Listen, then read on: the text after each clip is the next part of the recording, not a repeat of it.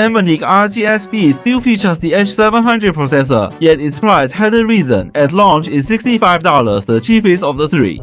It's perfect for GBA, offering a 3x integer display and replicating the GBA SP. The GKD350H Ultra with a RK357-6S processor outperforms the T618. With 2 GB RAM and 8 GB storage, it launched at $116. For GBA, the screen size closely matches the original, and with its high resolution, you can apply grid filters. Third, the KPA. It uses a G90T processor, and its screen is 4 times the GBA. This GBA replica 3GB, 32GB is $89. The AYANEO Pocket Micro 2 with a Snapdragon 865, 6GB, 128GB is $309. This one is the most expensive. Its screen is the same as the KPA, and its design is very close to the GBM. First, I'll compare their GBA display quality, saving the build and overall experience for later. The Anbernic RGSP screen is 3.4 inches. The KPA and AYANEO Pocket Micro 2 are 3.5 inches. The GKD is also 3.5 inches, but for GBA games, the actual display area is only around 3 inches. This is only slightly smaller than my modified NDSI screen GBA, and the GKD's GBA full screen mode isn't integer scaled. If forced, the picture actually appears even smaller than on the original GBA unit. Now let's compare the brightness. Among these four handhelds, the AYANEO Pocket Micro 2 has a dimmer screen at about 400 nits. The GKD, ANBERNIC RGSP, and KPA screens are similar, around 450 nits. These screens have vibrant color tuning. The two from Weiba are slightly warmer, while the GKD and RGSP have similar color performance. All screens have excellent viewing angles, showing no significant color shift even at extreme angles.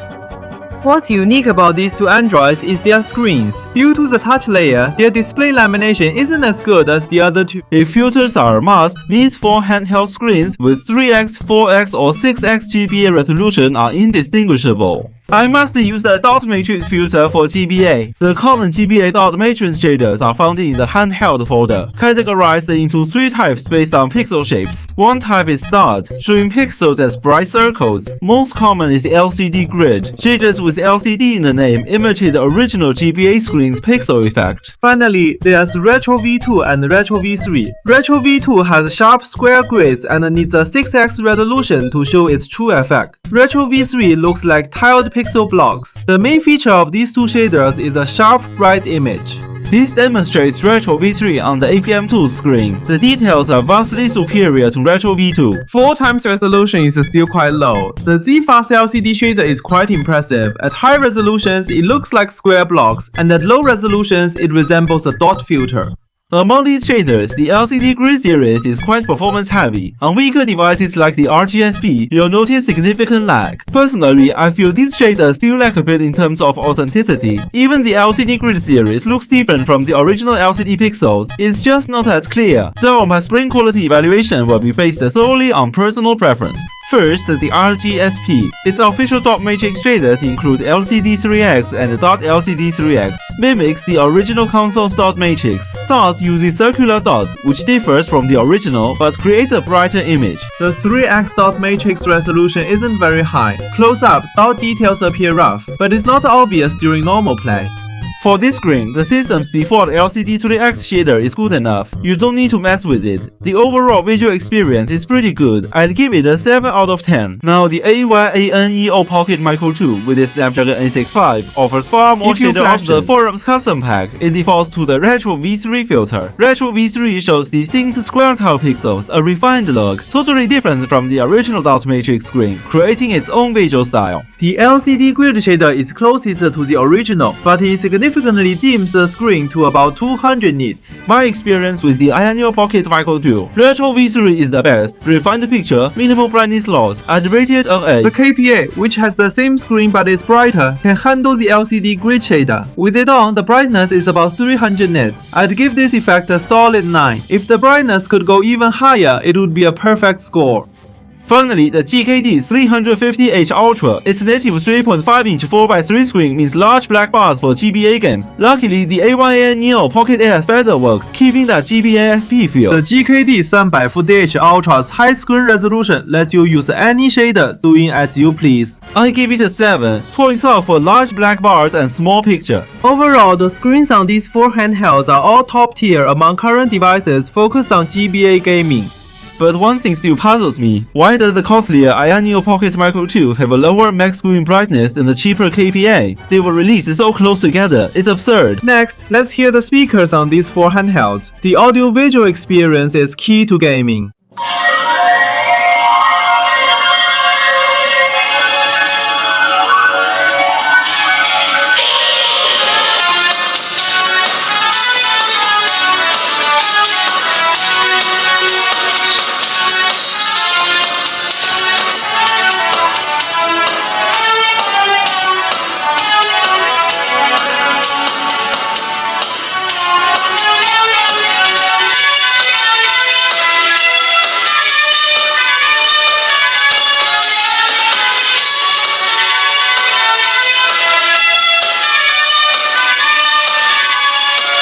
Since detailed intros for each of the 4 machines would make the video too long, I'll just jump to the pros and cons I found for each. The RGSP's shell now has a metallic paint like the GBA SP, and the front has a spot for a sticker, so you can buy a Nintendo replacement on Taobao. On the left are the volume buttons, system TF card slot and lanyard hole. Below, a 3.5mm headphone jack. To the right are the game TF card slot, reset and power buttons, plus 2 power lights. The shoulder buttons on top are tiny. They feel fine, but the micro switches are a bit mushy, not very crisp. Mid-body features a Type-C charging port and HDMI port. The bottom lists specs. 3300 mAh battery, supports 5V 1.5A charging. My GBA SP unit's paint and seams are free of burrs or scratches. The only thing I can pick on is that the side buttons aren't perfectly centered, they are positioned a bit low. I also found the top cover slightly indented on both sides, not sure why. When opened, it has one fixed angle of about 150 plus degrees. Forcing it flat causes it to spring back easily. It can stand at 90 degrees, but it's less stable than the fixed angle. The device offers stepless hovering. Its steel alloy hinge supports multi-angle positioning, opening or closing smoothly without loosening or noise. The front screen's bottom bezel is wider than the top, and without the GBSP's black border, it looks unbalanced and a bit empty. The screen is a 3.4-inch 720 by 480 LCD. Below are the D-pad, menu, AB by Y, a single speaker, and dual S buttons. All use stone switches, consistent with the RG35 by ISP. The RGSP is light at 166 grams. As a clamshell, its grip feels akin to book-style handhelds, quite average, not what I describe as truly comfortable. The RGSP systems had a long-standing issue, an electrical buzzing sound when loading games or tweaking settings. It's not there during actual gameplay, a common flaw in all H700 processor handhelds that hasn't been fixed for years, likely a hardware problem. When playing GBA, the A700's performance only allows for about 2 times fast forward, sometimes just over 1 times depending on the game. This fast forward is silent, while others have sound. After a while, I find the sound annoying, so it's a slight advantage. The RGSP pros and cons. For 369 yuan, you get a good GBA SP replica with a decent screen. The drawbacks are the electrical noise mentioned earlier, and with 3x resolution, shader pixel simulation falls short of 4x or 6x screens. It's for GBA SP fanatics. The GKD 350H Ultra has an all-metal body and buttons, with front and back glass panels, making it a fingerprint magnet. It launches in black and silver. The front has a D-pad, AB by Y, joystick, and dual S buttons. The D-pad and AB by Y buttons are stiff, and the AB by Y buttons click loudly. My D-pad's left side sometimes scrapes the shell, feeling gritty. ABXY buttons also scrape. The dual S buttons are stiff micro switches. On the left, a lanyard hole. On the right, power and volume buttons. At the bottom, stereo speakers and a TF card slot. The top buttons are quite flat, using soft micro switches that are almost silent. They actually feel surprisingly pleasant to press. In the middle are the home button, headphone jack, Type-C charging, video out, and menu.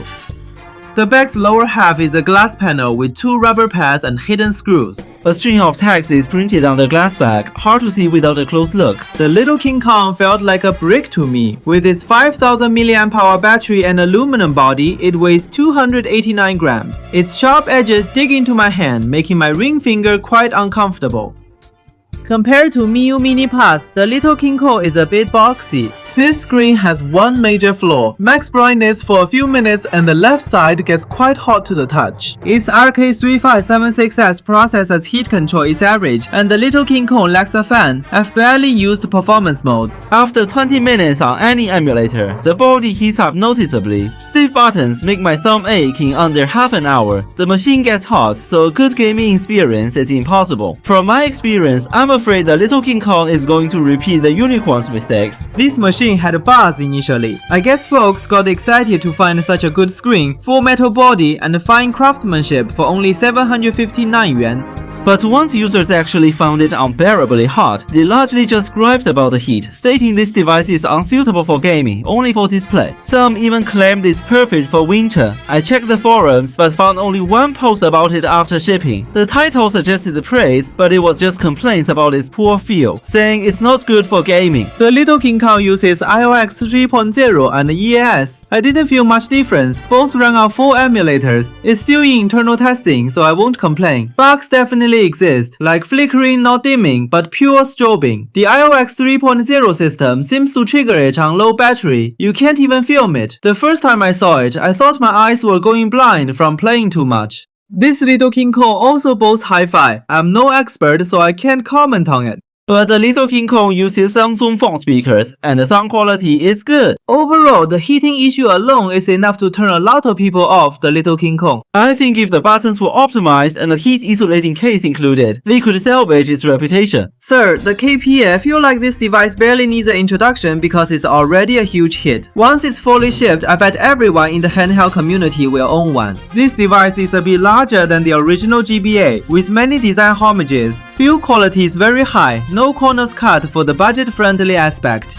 The D-pad and A, B, X, Y buttons have soft, short toggle conductive rubber. They are very quiet. This might be the softest conductive rubber I've used. I'm still not used to it after days of playing. The bottom left has dual S buttons. The right, KPA menu and home buttons. Made of silicon, they pay homage to the GBA. The L1 shoulder buttons are wide and soft. Can't tell if they are conductive rubber or soft micro switches. L2, R2, LC and RC are stiffer.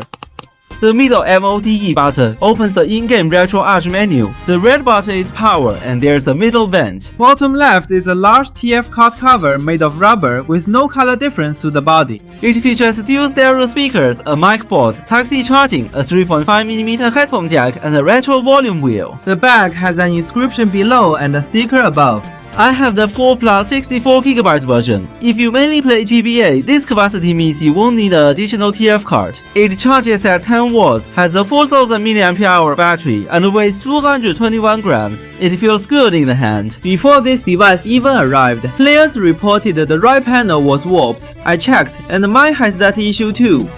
The left panel is lower than the shell, the right slightly higher. Following others, I press hard on the bottom right corner, pushing the bezel below the shell. A large area of backlight bleed then appeared. At first I thought, oh no, I've damaged it myself. But overnight, the light bleed was gone, yet the screen popped up again. I didn't dare press it this time. This is a common issue since there are tutorials. If you don't notice it, I suggest you ignore it. Another flaw on the panel. The left side color and theme are fine, but the right had a larger gap, easily letting dust in. My unit had a larger gap on the top right hand side. The G90T can run PSP God of War at 2x and some PS2 games, which is enough for this device as it lacks analog sticks. These platforms I've installed basically cover all the emulators it can run. I hadn't planned on installing NDS mainly to test the screen's performance with it. It's barely playable and honestly a bit of an eye strain. To sum up the Pocket Advance, this device is undoubtedly a success. Excellent build quality, good speakers and a top tier screen. At 499 yuan, a dedicated GBA at this level is truly unbeatable. Actually, I prefer the AYANEO Pocket MICRO Micro's GBM style, but its speakers sound ear-splitting, making gaming less enjoyable. Now, the AYANEO Pocket Micro 2. Compared to the first generation, the layout slightly adjusted, both length and width increased. I had thought the wider chin was meant to improve the grip, but the device also ended up being longer. That really disappointed me. I wish its length had stayed the same. ROM features a D-pad, ABXY buttons, and recess sticks, no longer obstructive. The second generation adds RGB stick lights, which the first generation lacked. The D-pad and ABXY buttons are conductive rubber. They feel soft yet firm, much better than the KPA. I really like this feel, but my tests show the D-pad has slight cross-keying issues.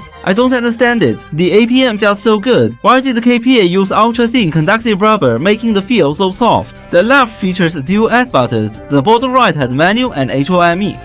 The left side has an LC button and a TF card slot. Gen 1 didn't. On the right, an RC button and a function key, which I've set to launch Pegasus front end instantly. The bottom features stereo speakers, a mic, 3.5mm headphone, and a charging port. Generation 1 lacked a 3.5mm jack or microphone. Top shoulder buttons are horizontal, with stiff micro switches. Experience is okay. Mid-center, a linear vent, power light, volume, and an integrated fingerprint power button. The second generation swapped volume and power buttons. The back has remake brandy, APM2 logo, and air intake. The first gen's backplate was convex and creaked when pressed. The second gen has no such issue. The second generation frame features a sandwich structure with a raised edge. The first generation's backplate and front panel were fully embedded.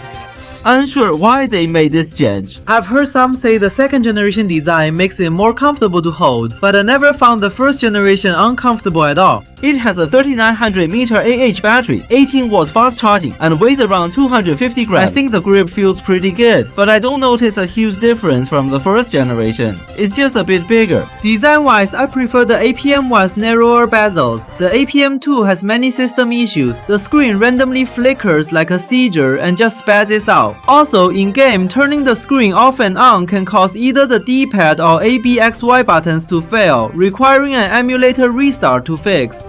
Since it's a new device, I won't dwell on this. Future system updates should fix it. The APM2 is in an awkward position right now. It launched around the same time as its sub-brand's KPA, and both focus on GBA, but the price differs by 3 to 4 times. While the Snapdragon 865 runs PS2 games, its screen is tiny for them, and though the screen is small, the device is quite large. For PS2, most would pick an RP or MOA, a handheld over 4 inches. This small device for PS2 isn't ideal. To me, AYANEO Pocket Micro 2 only has 4 attractions. First, better speakers. Second, recessed joysticks won't block your hands. Third, a 3.5mm headphone jack. Fourth, the colors are much better than the first gen. Only red looks good on that. I only use the AYANEO Pocket Micro 2 for GBA games. I have other handhelds for other platforms. Because the KPA exists and the APM2 isn't cheap, it's very hard for me to recommend it. Unless you enjoy playing PS2 or Switch games on a 3-inch screen, and also prefer a metal body with a GBM-like design. Only then should you consider getting an AYANEO Pocket Micro 2. In summary, these 4 new handhelds each have strengths. The RGSP is cheapest, great for budget gamers. The GKD 350H Ultra has a top screen, but serious overheating hurts the experience. The KPA balances everything well, selling over 20,000 units, proving consumer approval. The AYANEO Pocket Micro 2 is the most powerful, capable of high-end emulation.